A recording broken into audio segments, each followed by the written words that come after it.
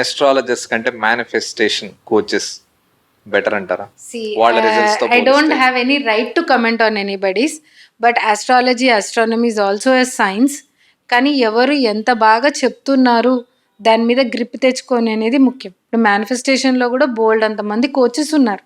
Okay okay, ఎవరు ఎంత డీప్గా వెళ్ళి దాని మీద ఒక అవగాహన తెచ్చుకొని చెప్తున్నారు అనేది it differs from person to person. Okay so అక్కడ కూడా టాప్ గా చెప్పే వాళ్ళు ఉంటారు. ఉంటారు. బట్ నా లైఫ్లో నేను పర్సనల్గా ఏంటంటే 80% is your energy, your vibration, your frequency. 20% మన లైఫ్లో కొన్ని మన చేతుల్లో ఉండవు. It can be like I can say it is a kind of Pareto's principle, అంటే 80-20% rule. 20 is not in our hands. ఆ 20 ఇట్ మేబీ మన కర్మ అని అనుకుంటారు, మేబీ ఆస్ట్రాలజీ అనుకుంటారు, లేదా మనకి ఎందుకు చావు వస్తుందో తెలియదు, ఎప్పుడు వస్తుందో తెలియదు, ఎవరికి పుడతామో తెలియదు, ఎలాంటి గొప్ప ఇంట్లో పుడతామో, మన చేతిలో పేద ఉండదు. ఇంట్లో, ఇవన్నీ మన చేతుల్లో లేవు. నిజంగా ఆలోచిస్తే జీవితంలో చాలా విషయాలు మన చేతుల్లో Nothing in లేవు. our hands. Okay.